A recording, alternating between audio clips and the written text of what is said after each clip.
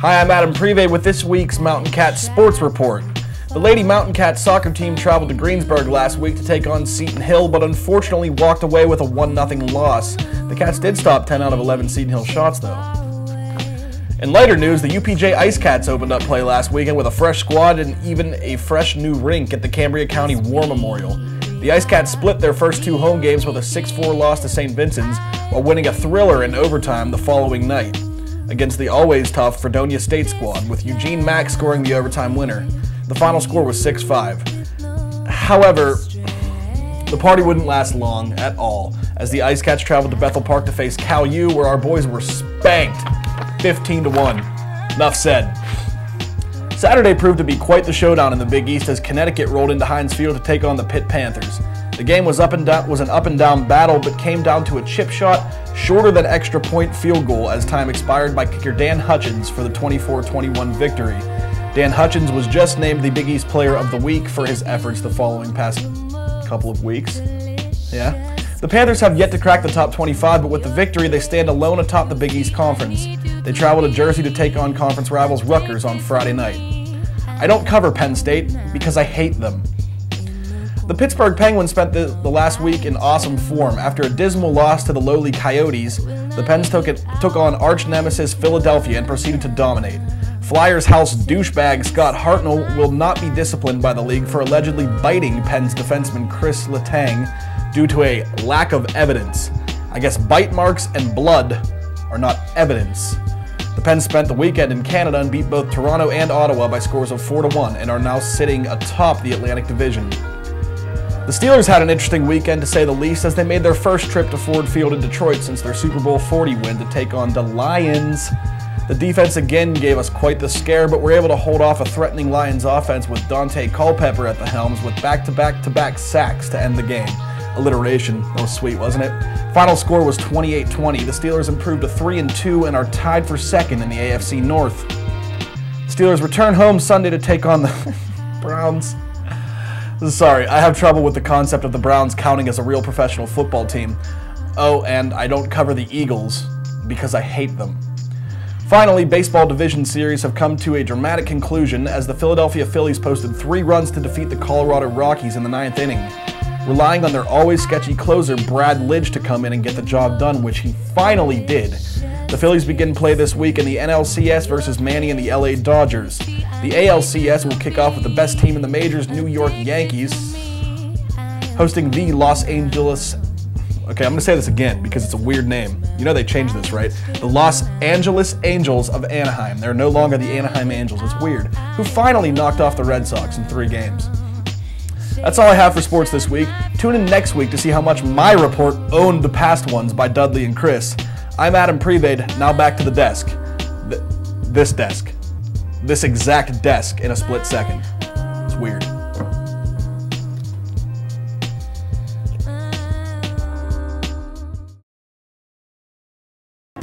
In one high school, a different kind of test is being taken for students in Springfield, Massachusetts.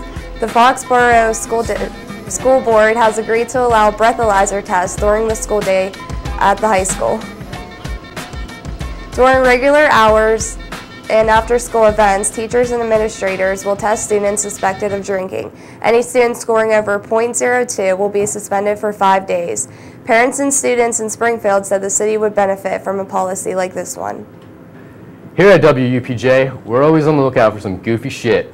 Wes Kramer looks goofy. Let's see what he's got for us this week in Weird News.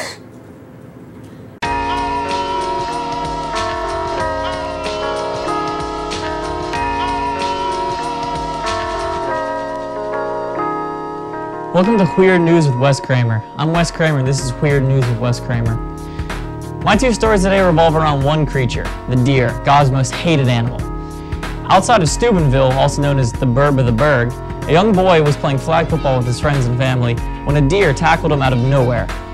Also, in a rural city in Iowa, which name I cannot pronounce for the record, a dead deer was found on somebody's porch wearing a clown costume. Now, although the cops deemed the clown costume as unacceptable and not funny, I beg to differ. Now, the reason these 2 stories are brought up is that there's a similar correlation between them other than the fact that they both involve deer. Either these deers are so mad they didn't get representation at the G20 conference in Pittsburgh, or they're mad about, the fact that every year we get up guns and shoot them once a month. I'm not sure which, but either way, the deer are revolting, and we need to do something. That's all I have. I'm out.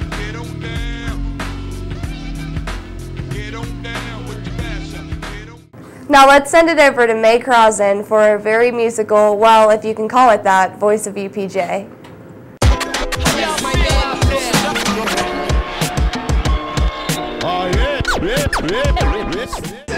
Hi, this is Meg Crossan here, right outside of the Mountain Cat Club.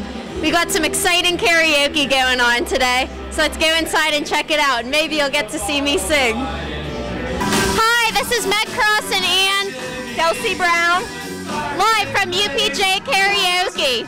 Did you sing anything yet? I did. I've been singing all night. What time did this start? Like 7 o'clock. That's exciting. What songs did you sing? Like Sweet Caroline, Beat It. Girls just want to have fun. I would have sang Sweet Caroline too. All right, let's get a shot of them. Wow, they got a fog machine. This is the best karaoke I've ever seen. And they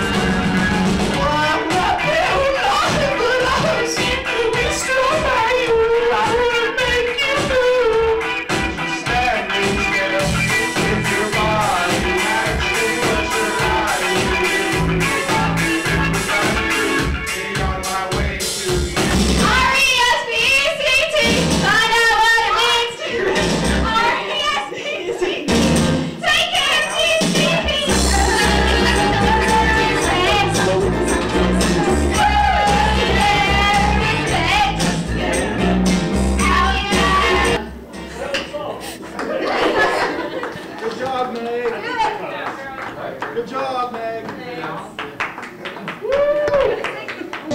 Alright, that was an exciting night of karaoke. We had some good singing by Meg Crossan and Dulcie Brown. And right now they're singing Delilah. Closing time. Goodbye, everyone. Well, viewers, that's all we have for you this week. Be sure to tune in next week for a new episode of Mountain Cat News. I'm Anna DiNardo. And I'm Eric Douglas. Thanks for watching. My thoughts of the crowd. No, I can't stop. I haven't reached the epitome. Love for those who with me, fuck those who against me. I treat each rhyme as if it had its own identity. I never let any negativity get to me. I say what I believe with a little bit of confidence. Sagittarius, sarcastic, ain't it obvious? Ain't no need. I keep forgetting what I'm saying. I'm sorry. Cause y'all are yesterday's heroes. Damn it! I'm tired. I forgot the other. Oh, now I remember what it was. Alright, you ready?